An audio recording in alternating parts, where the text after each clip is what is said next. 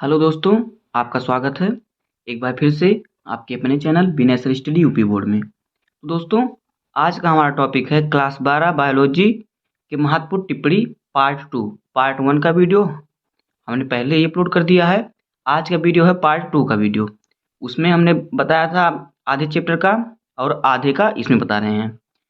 तो देखिए, ये वीडियो देखने के बाद आपको टिप्पणी की टेंशन खत्म हो जाएगी। पूरा बुक का टिप्पणी, इंपॉर्टेंट टिप्पणी जो है पार्ट 1 और पार्ट 2 को लेकर समाप्त हो जाएगा। तो आइए वीडियो को स्टार्ट करते हैं। ये जो टिप्पणी आज की है पार्ट 1 और पार्ट 2 की, ये हमारे बोर्ड परीक्षा में जो लगातार आ रहे हैं उन्हीं टिप्पणियों को हमने लिया है। बोर्ड एग्जाम के पेपर से, 5 साल के पेपर से उठा के देख लीजिए आप, उसमें सभी मिल जाएंगे। तो आइए वीडियो को स्टार्ट करते हैं। अगर आप चैनल पर नए हैं तो सब्सक्राइब कर लीजिए, क्योंकि हर टॉपिक का, हर सब्जेक्ट का मोस्ट इंपॉर्टेंट टॉपिक जो बोर्ड एग्जाम में आते हैं उनका वीडियो इस चैनल पर आपको डेली मिलता रहेगा। तो आइए वीडियो को स्टार्ट करते हैं। देखिए, पहला टॉपिक हमारा क्या है, प्रतिरक्षा। ये देखते हैं प्रतिरक्षा क्या होता है।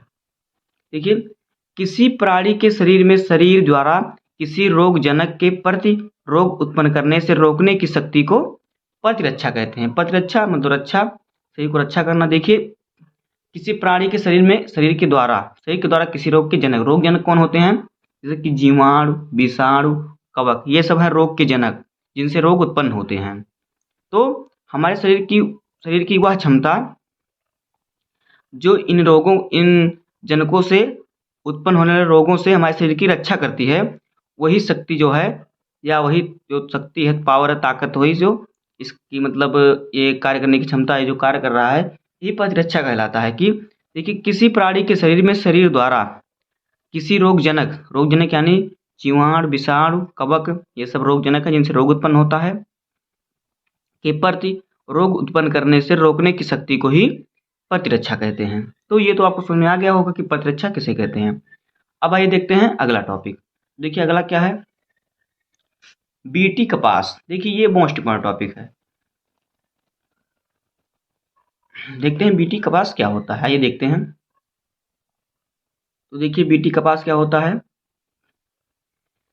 कपास में बीटी जीवाणु के अबिस प्रोटीन का संश्लेषण करने वाली जीन को जीनी इंजीनियरिंग द्वारा निवेशित करके एक नई किस्म को तैयार किया जाता है, जिसे बीटी कपास कहते हैं। यह एक कीट प्रतिरोधी होता है। देखिए, कपास में बीटी जीवाणु के अबिस, बीटी जीवाणु जो होता है ये एक जहरीला जीवाणु होता है।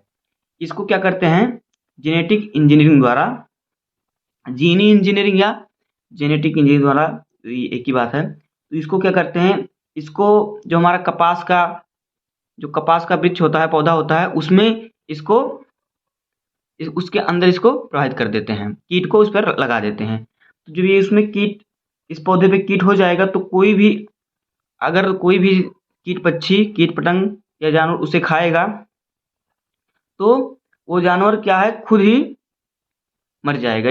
कपास का पौधा खराब नहीं होगा, वो जानवर खुद ही मर जाएगा। तो यही होता है बीटी जीवाणु। देखिए, अब इस प्रकार से जो हम बीटी जीवाणु से जो कपास का पौधा तैयार करते हैं, उसे ही कहते हैं बीटी कपास। तो ये देखते हैं हमें किस प्रकार से लिखना है।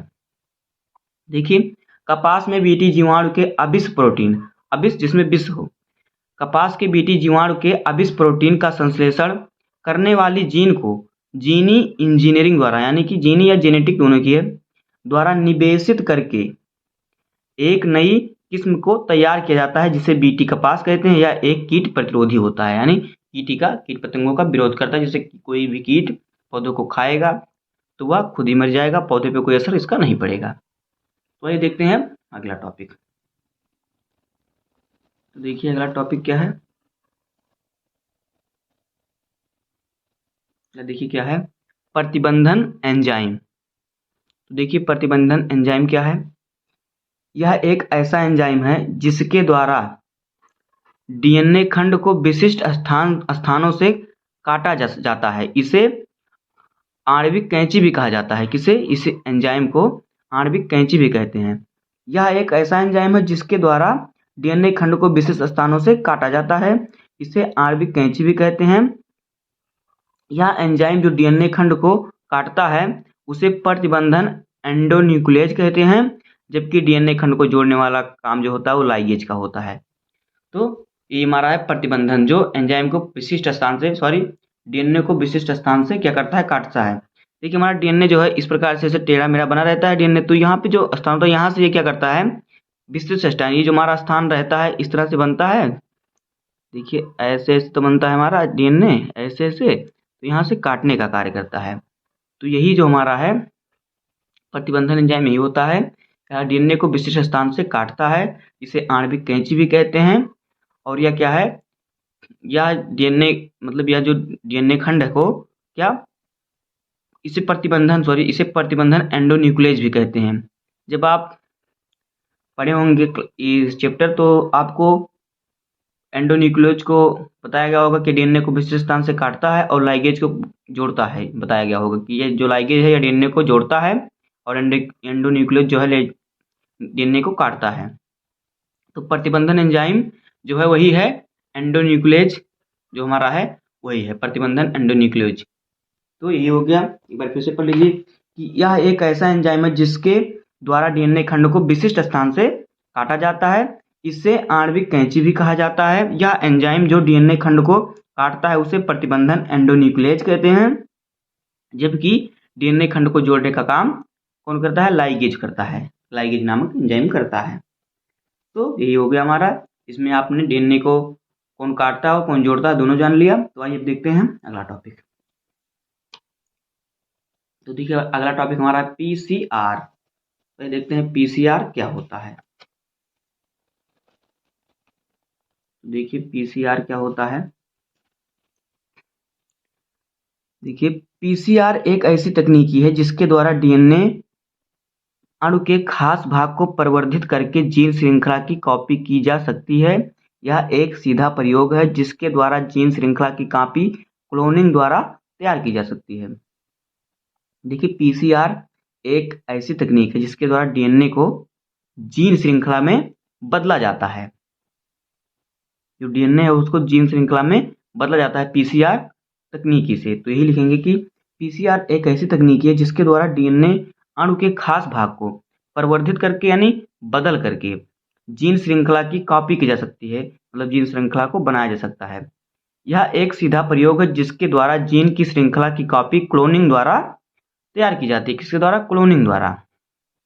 तो यही होता है हमारा पीसीआर, जो क्लोनिंग द्वारा डीएनए को क्या जीन श्रृंखला के रूप में बदलता है या कॉपी करता है, परिवर्तित करता है, ये होता है पीसीआर।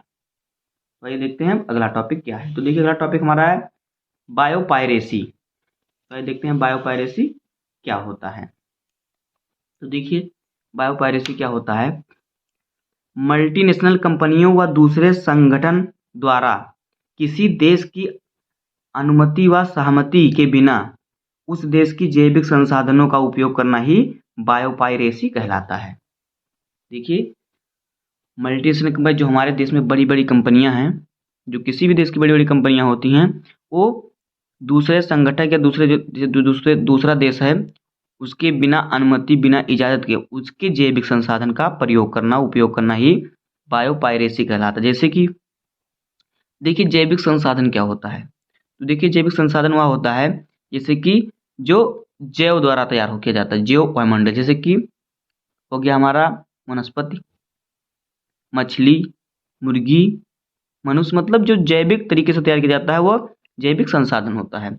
तो यही कह रहा है कि मल्टीनेशनल कंपनियों द्वारा जो बड़ी बड़ी कंपनियां हैं वह दूसरे संगठन या दूसरे देश द्वारा किसी दूसरे देश की अनुमति व सहमति के बिना उस देश की जैविक संसाधनों का उपयोग करना बायोपायरेसी कहलाता है। तो यही हमारा है आज का वीडियो। तो दोस्तों उम्मीद है कि आपको वीडियो पसंद आया होगा और जितना भी टॉपिक है अच्छी तरह समझ में आ गया होगा। तो बस इतना ही टॉपिक हमारे जो टिप्पणी के लिए थे, बायोलॉजी क्लास 12th के लिए इम्पॉर्टेंट थे। तो मिलते हैं किसी नेक्स्ट वीडियो में।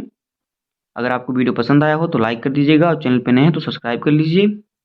धन्यवाद, जय हिंद, लव यू।